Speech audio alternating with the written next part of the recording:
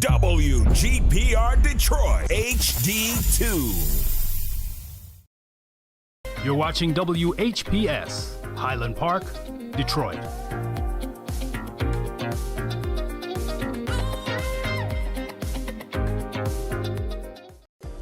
The views and opinions expressed on the following show are not necessarily the views and opinions of WHPS, its affiliates, management, or sponsors.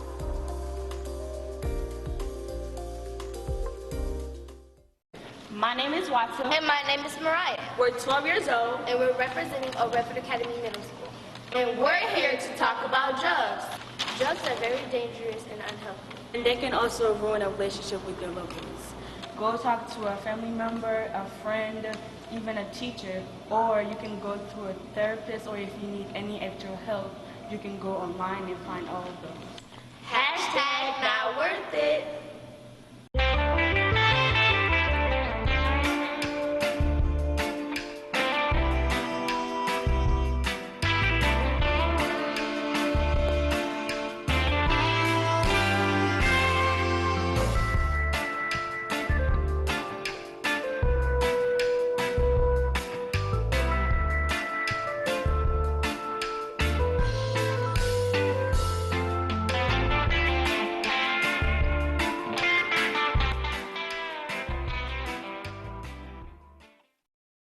And good afternoon and welcome to Expose Under the Sun, sponsored by the Detroit Native Sun newspaper. I'm your host, Darwin Griffin, and we have a very, very uplifting guest. And she is my friend, and she is somebody that I am inspired by. And her name is Miss Dakima Jackson. And she's going to talk about health and wellness with all of us. Then, you know, during this time with what's been going on with the pandemic and other things that have been going on in our surrounding world, that we need as much coaching as we can to get through. But everybody has to remember too, it's a we thing, not a me thing. Everybody is in this fight together. So I see now that everybody is really rallying, behind other people and saying, hey, reach out to strong people too. You never know what somebody may be going through. But before we get started, our show is live. Our calling numbers are area code 313-868-0342, 313-868-0351, or 313-868-4336. And our website is www.tv33whpr.com. And you are watching us live from the awesome cities of Detroit, Michigan, and Highland Park, Michigan. Detroit under the auspices of the Honorable Mayor Michael Douglas, and Highland Park under the auspices of the phenomenal Mayor Hubert Yap. So let's get started. There's been a lot of things that have been going on in the news lately. We've been saddened by a couple of people that have made transitions in their life. One was Regina King's son, and a young man who was in his mid-20s. And our hearts and our prayers go out to Regina King and her family at the time, and also to the extra correspondent, and her name, make sure I'm saying it right, was Chelsea Christ. And, we were, a lot of us were watching the playoffs, Super Bowl potential playoff. And we were in the midst of watching the game, and then we looked and, some people posted on social media that she had expired. And there was a concern because of the fact that she had allegedly had jumped out of a ninth story window in her apartment complex. So again, our hearts and our prayers go out to her family as well. But today we just want to kind of let people know that everybody can't judge a book by its cover. You can't look at someone and just tell what somebody is going through. Again, I ask people to do a wellness check. Call. I mean, you might be calling them and they may be like saying to you, oh, I'm fine. You know, you don't have to worry about me. I'm fine. But take that ease off of your heart and still make the call to somebody, regardless of whether or not if you think that they have the world going on and everything is going on fine with them. So as you know, what happened in the case with a lot of people, you never know what may happen, you know, with somebody that you might not have heard from. So sometimes make a visit, make a phone call, text, you know, ask somebody else. If you can't get a chance to go and get in contact with somebody, talk to somebody that lives in the city with them or lives, you know, in the neighborhood, and ask them to go and check on somebody, because you never know what somebody might be going through. And it's interesting. I have a page called Measure for Man I do on Facebook, and I'll post Good Guys Morning. And sometimes I never know who may need to hear that. And it's interesting to me because a lot of times when I sometimes inbox somebody asking them to have a great day, the first response that I get from some people is that you just don't know how much that meant to me. You know, and sometimes with people, you never know what somebody may be asking for and needing just to hear a friendly voice or a sign to let somebody know, hey, I'm thinking about you, and I just want to let you know. So my very special guest today is Ms. Dakima Jackson, and she is a fitness and life coach. Dakima, welcome to Expose Under the Sun today. Thank you, Darwin.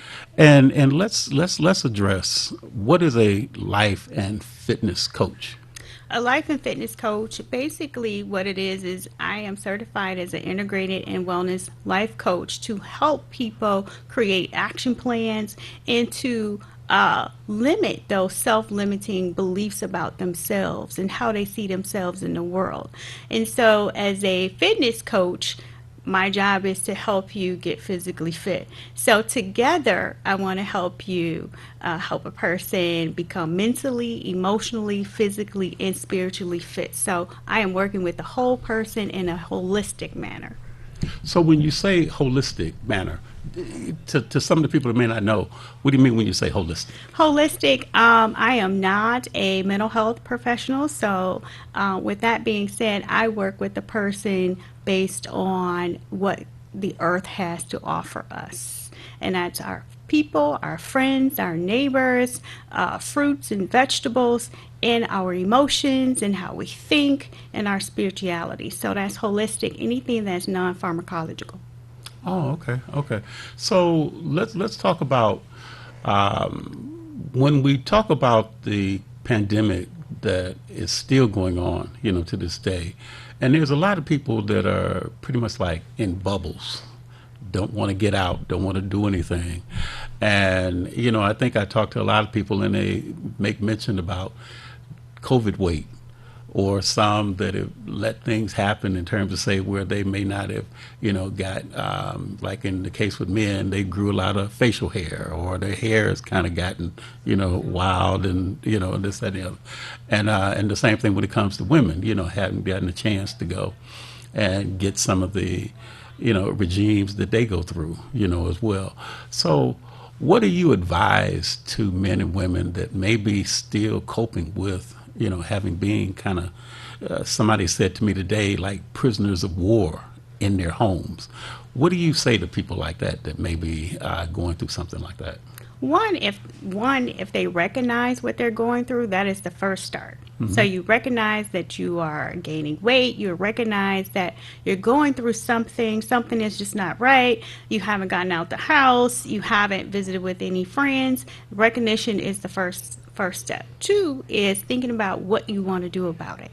So once you recognize it, is understanding, okay, what can I do about this thing?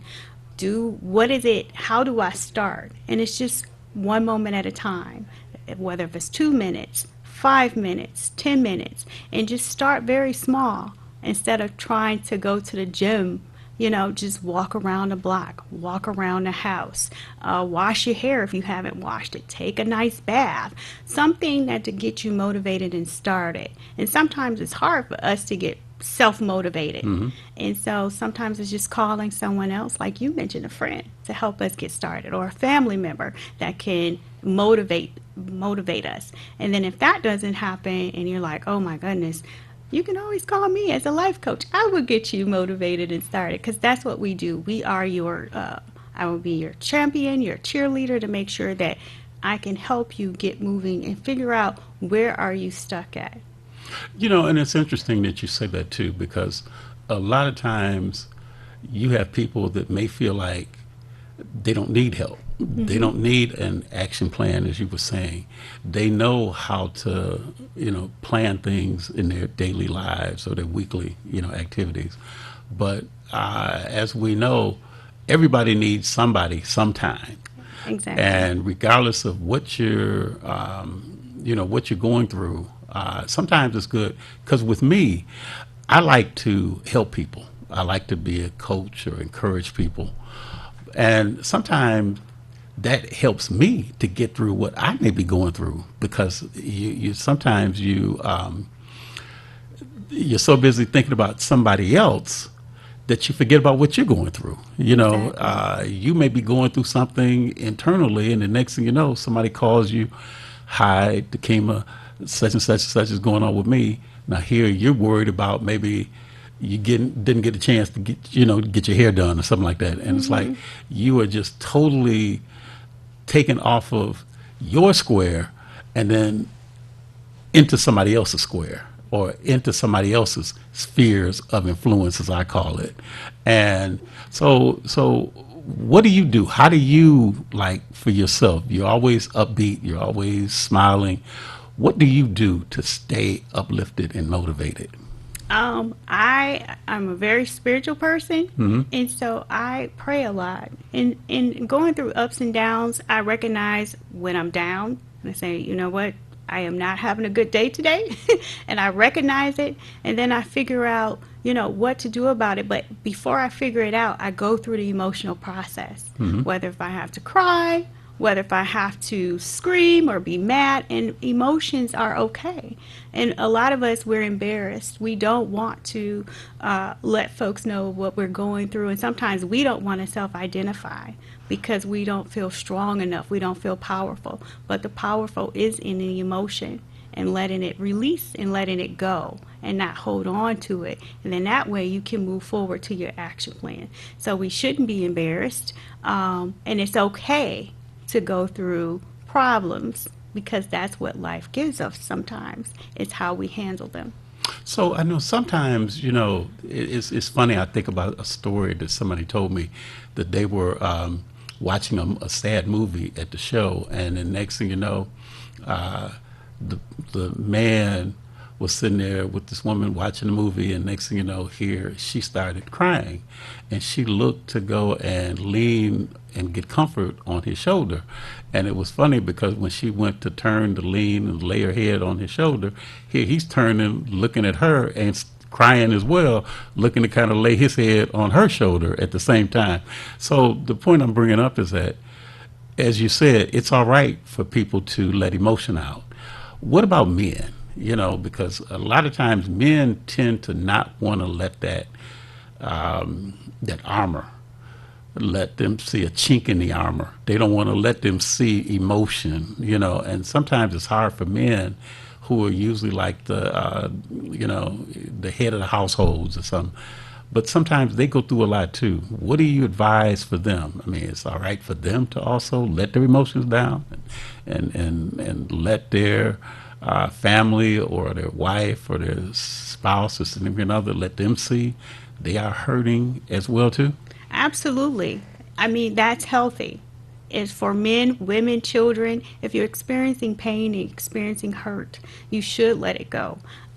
It's just when you get to the angry aspect of it, how do you Channel work that. that? Right. How do you channel that? All right. It's okay to be angry, but when it becomes destructive to other people and property, that's when the balance of the scales have been tipped too far the other way.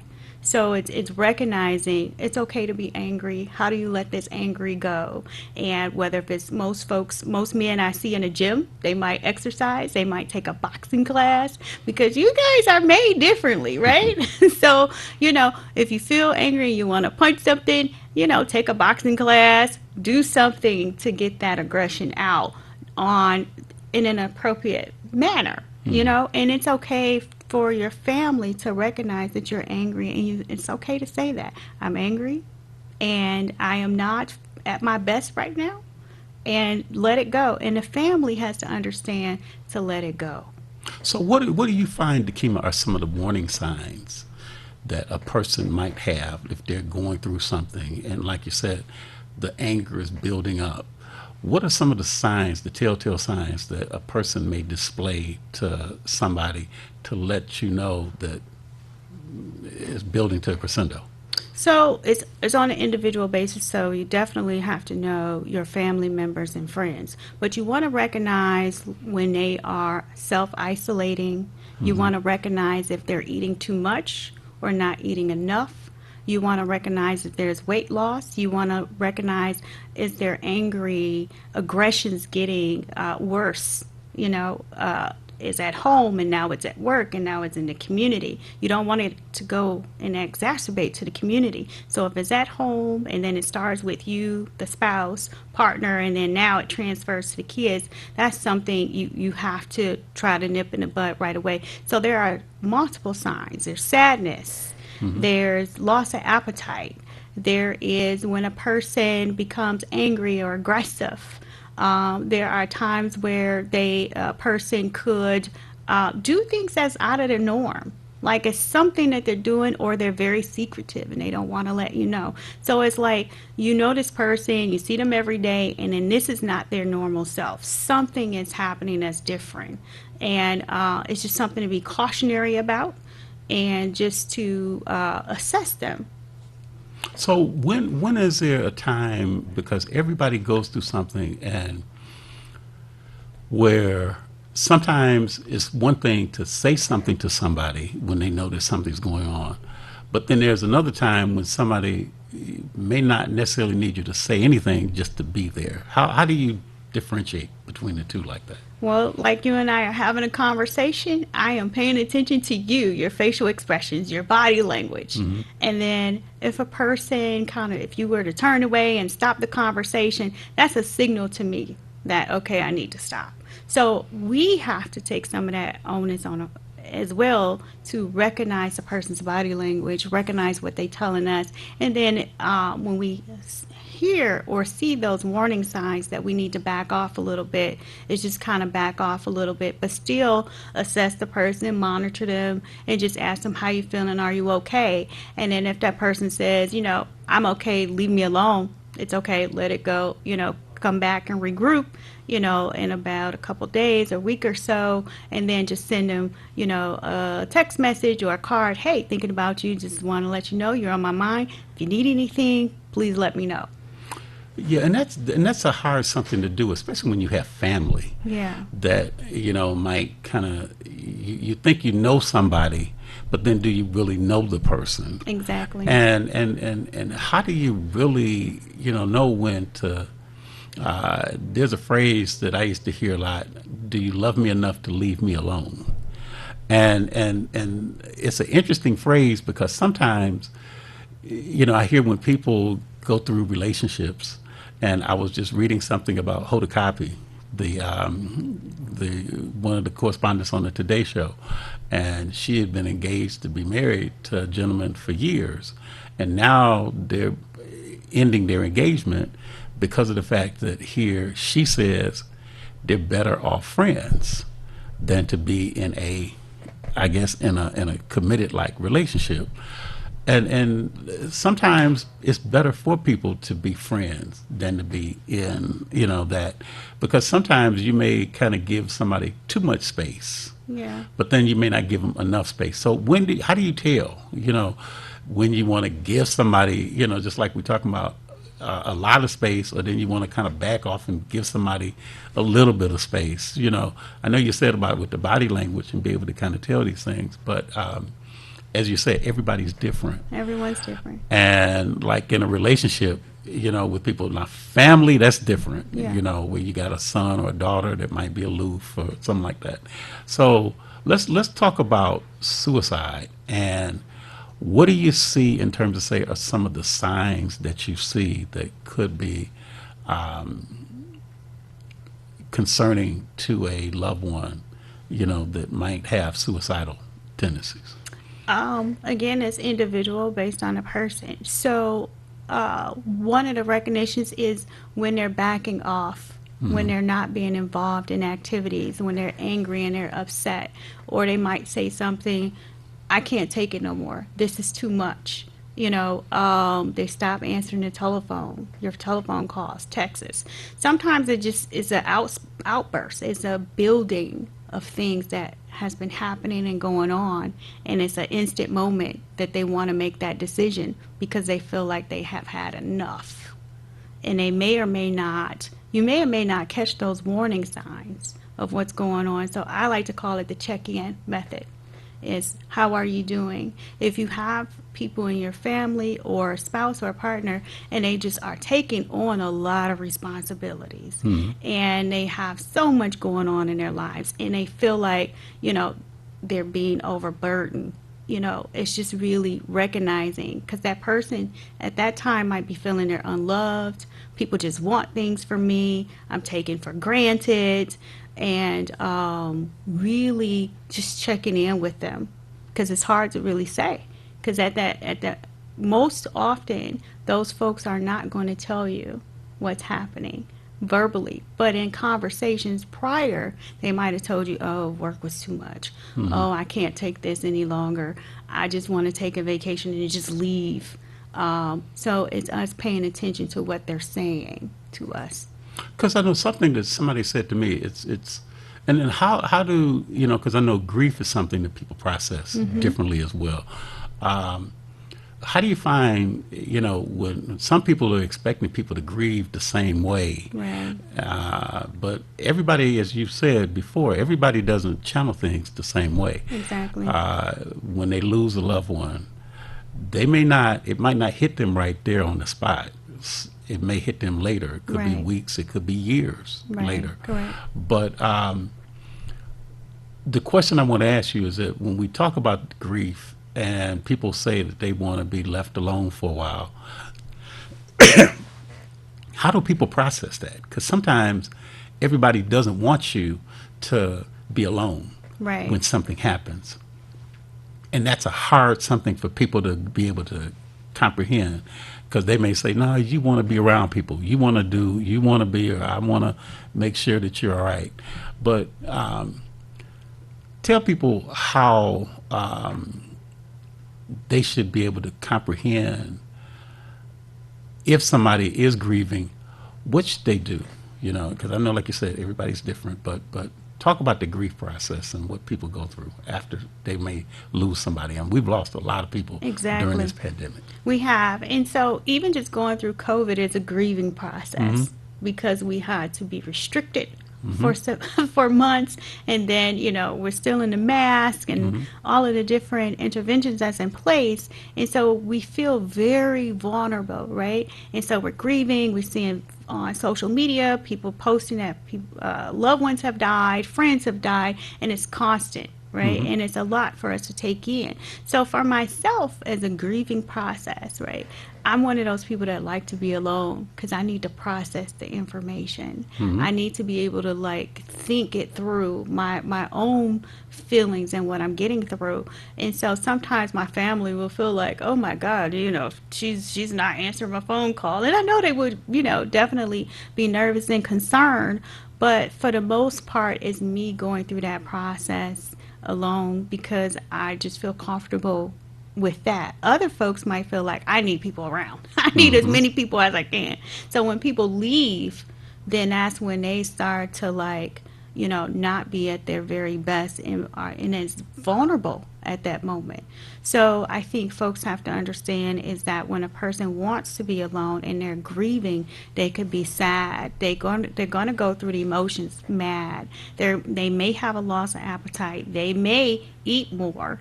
and that's okay. It's just getting to the point of how long are they grieving for, right? And it's continuing to like watch that person and be there for them. So you just have to like work with them through the process. Well, it's interesting because we've got a caller, and I know we've only got about 3 minutes left, so it's one of those quandaries of, do I take the call or do I let, like we close out? But the person that may be calling in, I don't know if we've got enough time to address your question, in the short period of time we have left. But Kima, I know that you're also a fitness coach, Yes. As well. So just in the few minutes we've got left, let's talk about fitness. Let's talk about, our bodies and what we need to do. So, most important thing, I'm a big proponent of eating healthy. So, as we drive around, we see the McDonald's, we see the KFC, we see the Taco Bell. It all tastes really good, right? But we're not getting those nutrients. So fitness first starts with like eating healthy. All of the stuff that we were told when we were kids and we didn't want to do, and as adults we still want to do it. So that is eating your vegetables, that is getting your fruit. I like the juice, the smoothies. I put in some kale, some spinach, some bananas, and I just throw it all in a blender and a mixer to make sure that I can get my vitamins in, right? And so that gives us energy to be able to get up every day, to keep our mind clear. And so what I started doing for myself, the reason why I became a fitness coach is I was like, oh God, I don't want to exercise. I can't stand it. Walking. I just started walking every day. And I started just like walking up the street and then walking back, walking down my block. And then I started going around the block. So even if folks are walking, you want to be able to, one, whatever you eat in, you need to dispose it out, right? So you want to burn those calories. Two, you want to be able to be flexible and fluid. Right? You want your knees to keep going. You want to be able to lift things. You want to be able to bend. So we want to make sure that we are at least doing some marches, right? In place. Those very simple steps at home. You can go up and down the steps. And you increase your physical activity. It is really important to longevity in life, right? So the things that we do every day, we just incorporate it into our everyday lives. So just a walk, making sure that you're breathing in and breathing out, making sure that you can exercise those lungs as well, right? So it's taking one step at a time, and it's not that you have to be a fitness expert, but you are a fitness expert within yourself. Good answer. Good answer. Okay, I know we had a call to call in, and we may have had other people that wanted to, ask you a question or to, to extract some of that wisdom that you have. But apologies to the callers. And the one thing I just want to say too is that if you have a contact information, could you give that contact information so that the caller can contact you directly and ask you the question directly that they may have? Absolutely. You can reach me I have a cell phone. It's 734-419-1973. You can also find me at love-balance-meaning.com. That's love-balance-meaning.com. And I started a social networking website to build positivity in the social networking space. And you can find that at connection.me. That's CONETION.me. Give that number one more time. 734-419-1973. And just in the minute that we've got left, you've got something that says "Get Fit at Home." Exactly. Okay, our time is up. Please contact Dakima if you'd like to get more information and you'd like to get more knowledge about what Dakima as a life and fitness coach can do. But you've been watching Expose Under the Sun, sponsored by the Detroit Native Sun newspaper. I want to thank my special guest, Ms. Dakima Jackson.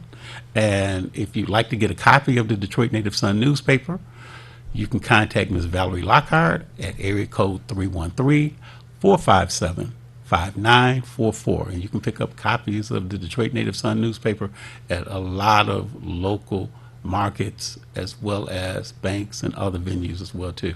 But again, peace, and make certain that you do contact everyone, including the people that you think are the strongest, they may still need a little bit of uplifting and encouragement and motivation and inspiration as well. So again, thank you to my special guest, Mr. Kima Jackson. Have a great rest of the afternoon. Peace.